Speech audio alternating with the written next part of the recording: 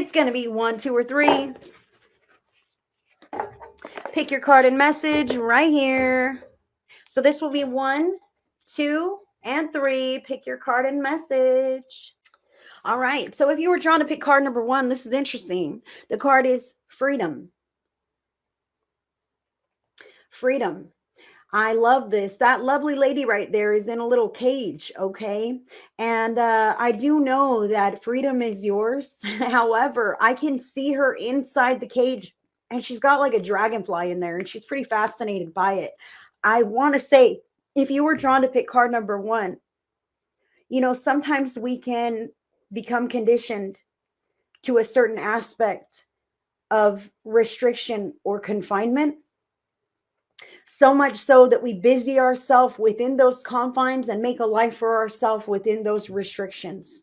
If you were drawn to pick card number 1, I just want to draw your attention to the fact that this may be the case. You may have limits and barriers around yourself and the freedom that you have in this world or in relationships or wherever. You may have these kinds of limits or barriers that either you or others place there that are preventing you from expansion, from enjoying life in different ways. So Spirit is calling you to recognize the freedoms that you have and embrace that with both hands and use it to your advantage. Do something new with your freedom. Instead of busying yourself in this same old house and this same old job and this same old pattern, stretch and reach something new outside of that cage, outside of that box. That's what I have for number 1. If you were drawn to pick card number 2, this card has been showing itself for quite some time. Yesterday for certain. The card is love. And this is the message for those who are drawn to pick card number 2. The true nature of your soul is love. That's why love feels so good, feels so right. So the true nature of other people's soul is also love. We all come from the same love source, if you will, and that is the natural resonant frequency of our souls when we're not in body. And when we do incarnate and come into body, then we have the body and all the emotions to deal with, and we have like negativity and polarity and duality and all these other things, and it twists us this way, that way, everything else. But the true nature of your soul still and ever is, always will be, love. That's why love feels so right. That is why not love feels so different. So if you were drawn to pick card number 2, Spirit is reminding you to embrace the feeling of love and to recognize anything that is less than love in your life and address it accordingly of the greatest and highest good of yourself. Because that is truly what you are supposed to do with your life on this path. Number 2. All right. And if you were drawn to pick card number 3, card number 3 says well-being. Well-being.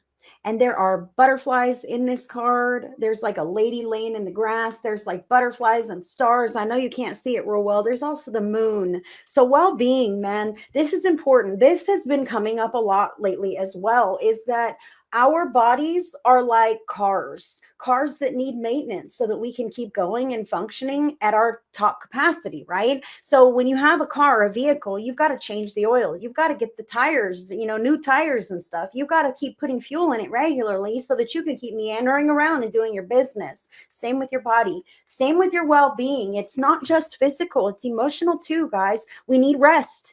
Have to. These are non-negotiable. We need rest. We need food. We need water. We need to breathe. There are several things that are just non-negotiable as far as well-being. And then there's other things like hygiene. Those things are necessary as well. And when we neglect any part of our well-being, we're denying ourselves of health. Because all of this factors in. So recognizing your physical health and also your emotional well-being. We are at our soul level. Imagine your soul is a little tiny child. okay, that get shocked by the audacity or the tragedy in this dimension, okay? So recognizing that when you are allowing yourself to be immersed in dissonant energies that are emotionally charged or toxic, dysfunctional, unhealthy, that affects your well-being. It is up to you as the person living in your body to care for your body and your emotional and mental well-being.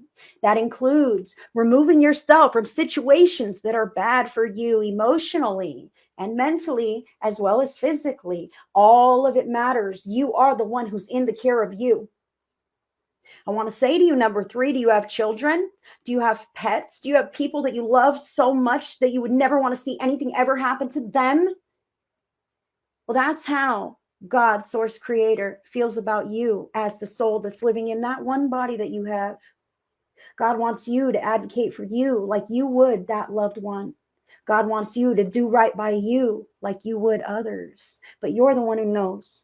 So it's up to you to care for yourself and remove yourself from things that aren't right and lean into things that are very right. That's how you do it. Number 3. That is what I have for you guys today. You are super awesome. Until the next one, I send you all so much love and so many blessings. Thank you so much. Have a wonderful week.